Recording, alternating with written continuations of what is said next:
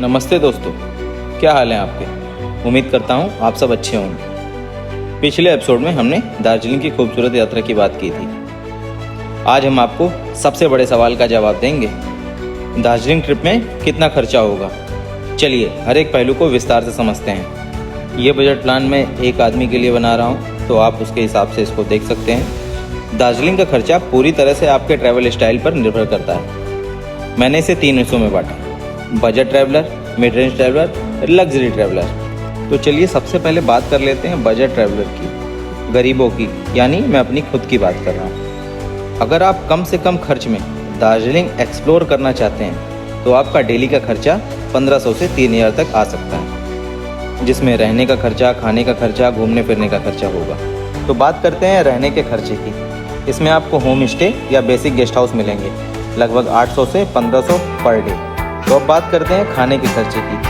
आप local food try कर सकते हैं। स्ट्रीट फूड में आपका 500 से 800 रुपये डेली का खर्चा होगा। घूमने फिरने के खर्चे की बात की जाए तो शेयर्ड कैब या पैदल घूमने में आपको 300 से 700 रुपये डेली लग सकते हैं। ये तो बात हो गई बजट ट्रैवलर की। अब बात करते हैं मिड रेंज ट्रैवलर की। आप थोड़ा कंफर्टेबल सफ़र चाहते हैं तो आपका डेली का खर्चा 3500 से लेकर के 7500 तक का हो सकता है। इसमें रहने का खर्चा, खाने का खर्चा और घूमने फिरने का खर्चा, तीनों में ही आपको मैं बताऊंगा। रहने के खर्चे की बात की जाए तो अच्छे कंफर्टेबल होटल आपको 2000 से 4000 रुपये प्रति व्यक्ति और पर डे मिलेंगे। बात करते हैं खाने के खर्चे की। मिड रेंज रेस्टोरेंट में आपका 1000 से 1800 रुपये का डेली का खर्चा होगा। घूमने फिरने के खर्चे की बात की जाए तो प्राइवेट कैब कुछ ट्रिप्स के लिए और एंट्री फीस के साथ साथ आपका 800 से 1500 रुपये डेली लग सकते हैं। ये तो बात हो गई मिड रेंज ट्रैवलर की। अब बात करते हैं अमीरों की, लग्जरी ट्रैवलर की, शान शौकत से भरे हुए लोगों की। अगर आप दार्जिलिंग में बेहतरीन वादियों और शान शौकत का अनुभव चाहते हैं तो आपका डेली का खर्चा 9000 या उससे भी ज़्यादा हो सकता है, जिसमें वही फिर से रिपीट करूँगा, रहने का खर्चा, खाने का खर्चा, घूमने फिरने का खर्चा होगा। रहने के खर्चे की बात की जाए तो प्रीमियम होटल्स, रिजॉर्ट में आपका 5000 से शुरू होकर काफ़ी ज़्यादा हो सकता है। खाने के खर्चे की बात की जाए तो फाइन डाइन और मल्टी कुजिन रेस्टोरेंट में आपका 2000 से ज़्यादा डेली का खर्चा होगा।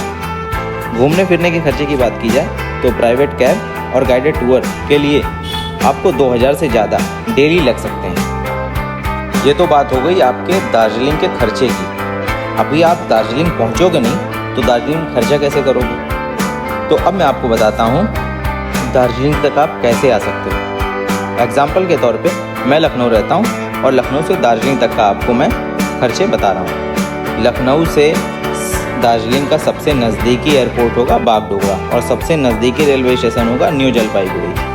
अगर आप फ्लाइट से आना चाहते हो तो लखनऊ से बागडोगरा तक का राउंड ट्रिप के लिए आपको 5000 से 12000 या उससे भी ज़्यादा हो सकता है, जो कि एयरलाइन और बुकिंग के समय पर निर्भर करता है। एडवांस में बुकिंग सस्ती पड़ती है।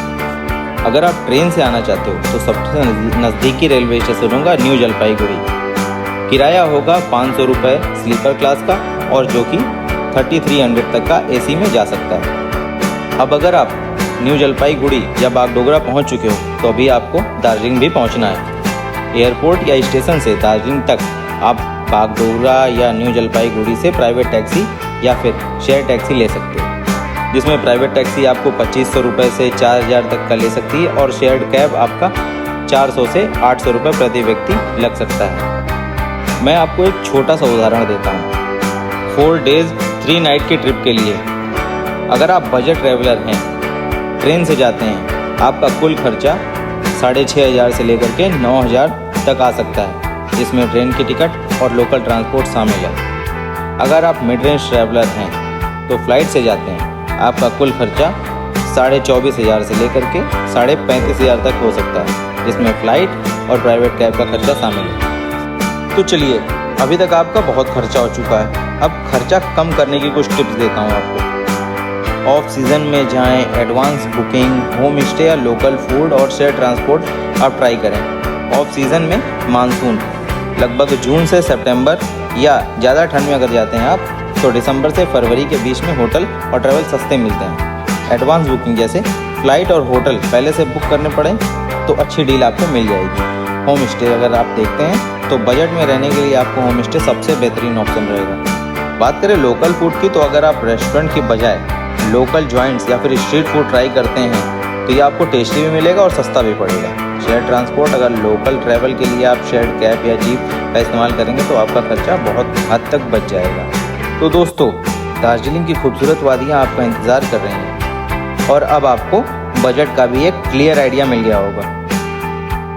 तो कब कर रहे हैं आप अपनी दार्जिलिंग ट्रिप का प्लान, हमें कमेंट में ज़रूर बताइए। वीडियो अच्छी लगी है तो लाइक कीजिए, चैनल को सब्सक्राइब कीजिए और जिस दोस्त के साथ आप घूमना चाहते हैं दार्जिलिंग, उस दोस्त तक ये वीडियो ज़रूर पहुंचाइए ताकि उसका भी कोई खर्चा ज़्यादा ना लगे। तो मिलते हैं आपको अगली वीडियो में, तब तक के लिए राधे राधे।